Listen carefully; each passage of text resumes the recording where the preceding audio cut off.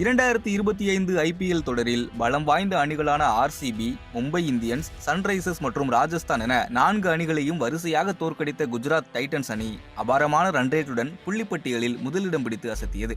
இந்த சூழலில் இன்றைய போட்டியில் ரிஷப் பந்த் தலைமையிலான லக்னோ அணியை எதிர்த்து களம் கண்டது சுமன் கில்லின் குஜராத் டைட்டன்ஸ் அணி. லக்னோவில் நடைபெற்ற போட்டியில் டாஸ் வென்ற ரிஷப் பந்த் பந்து வீச்சை தேர்வு செய்ய குஜராத் அணி பேட்டிங் செய்தது. தொடக்க வீரர்களாக களமிறங்கிய ஃபார்மில் உள்ள வீரர்களான சாய் சுதர்சன் மற்றும் சுமன் கில் இருவரும் அதிரடியான ஆட்டத்தையே வெளிப்படுத்தினர். பெரிய சிக்ஸ் ஹிட்டிங் வீரர்கள் இல்லை என்றாலும் டைமிங்கில் மிரட்டிய இந்த ஜோடி ஓவருக்கு ஓவர் சிக்ஸர், பவுண்டரி என பறக்க விட்டு லக்னோ பவுலர்களுக்கு தண்ணி காட்டியது. முதல் 8 ஓவரில் பவுண்டரி, சிக்ஸர் போகாத ஒரு ஓவரை கூட லக்னோ பவுலர்களால் வீச முடியவில்லை. 9வது ஓவரை வீச வந்த திக்வேஷ் மட்டுமே பவுண்டரி கொடுக்காத முதல் ஓவரை லக்னோ அணிக்காக வீசினார். ஒரு பக்கம் 7 பவுண்டரிகள் ஒரு சிக்ஸர் என துவம்சம் செய்த சாய் சுதர்சன் அரை சதம் அடிக்க, மறுமுனையில் 6 பவுண்டரிகள் ஒரு சிக்ஸர் என மிரட்டிவிட்ட சுமன் கில்லும் அரை சதம் அடித்து அசத்தினார். விக்கெட்டையே விட்டு கொடுக்காமல் மாஸ் காட்டிய இந்த ஜோடி 100 ரன்கள் பார்ட்னர்ஷிப்பை போட்டு அசத்தியது. அது எப்படிங்க ஒருத்தரால் எல்லா மேட்ச்லையும் அடிக்க முடியும் என்று ஆச்சரியத்தையே ஏற்படுத்தினார் மிஸ்டர் கன்சிஸ்டன்டான சாய் சுதர்சன். எப்படியும் 200 ரன்களுக்கு மேல் டைட்டன்ஸ் அணி அடிக்கும், தொடர்ச்சியாக 5வது வெற்றியை பதிவு செய்யும் என காத்திருந்த ரசிகர்களுக்கு இருங்கபாய் மொமெண்டை எடுத்து வந்தார் ஆவேஷ் கான். 12வது ஓவரில் 120 ரன்கள் அடித்திருந்த போது குஜராத் அணியின் கேப்டன் சுமன் கில்லை 60 ரன்னில் வெளியேற்றிய ஆவேஷ் கான் முதல் விக்கெட்டை எடுத்து வந்து கலக்கி போட்டார். அடுத்த ஓவரிலேயே சாய் சுதர்சனை 56 ரன்னில் ரவி பிஷ்ணோய் அவுட் ஆக்க ஆட்டம் கண்டது டைட்டன்ஸ் அணி. அதற்கு பிறகு களமிறங்கிய ஒரு குஜராத் பேட்ஸ்மேனால் கூட மொமெண்டமை எடுத்து செல்ல முடியவில்லை.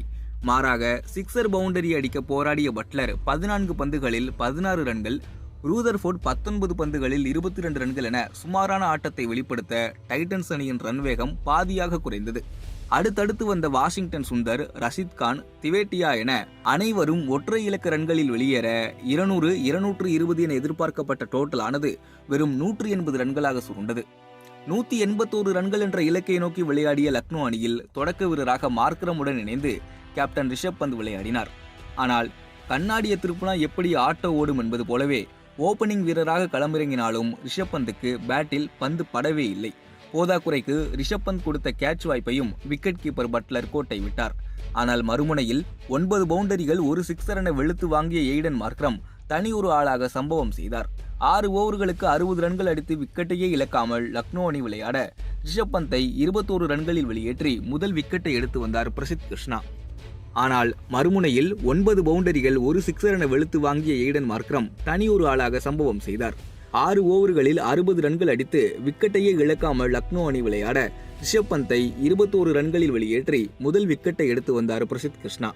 ஆனால் எதற்கு அந்த விக்கெட்டை எடுத்தோம் என வருத்தப்படும் அளவு ஒரு அசுரத்தனமான ஆட்டத்தை வெளிப்படுத்தினார் அடுத்து களமிறங்கிய நிக்கோலஸ் பூரன். 31 பந்துகளில் 58 ரன்கள் அடித்து மார்க்ரம் வெளியேற 7 சிக்ஸர்களை நாலாபுறமும் பறக்கவிட்டு வான வேடிக்கை காட்டிய பூரன் 34 பந்துகளில் 61 ரன்கள் அடித்து மிரட்டிவிட்டார். கிட்டத்தட்ட போட்டியை முடித்துவிட்டு பூரன் வெளியேற கடைசி வரை போராடிய குஜராத் அணி இறுதி ஓவர் வரை போட்டியை எடுத்து சென்றது. கடைசி 6 பந்துக்கு 6 ரன்கள் என போட்டி மாற இறுதி ஓவரில் பவுண்டரி, சிக்ஸர் என விரட்டிய ஆயுஷ் பதோனி லக்னோ அணியின் வெற்றியை உறுதி செய்தார். 6 விக்கெட்டுகள் வித்தியாசத்தில் அசத்தலான வெற்றியை பதிவு செய்த லக்னோ அணி புள்ளிப்பட்டியலில் 3வது இடத்தை பிடித்து அசத்தியுள்ளது.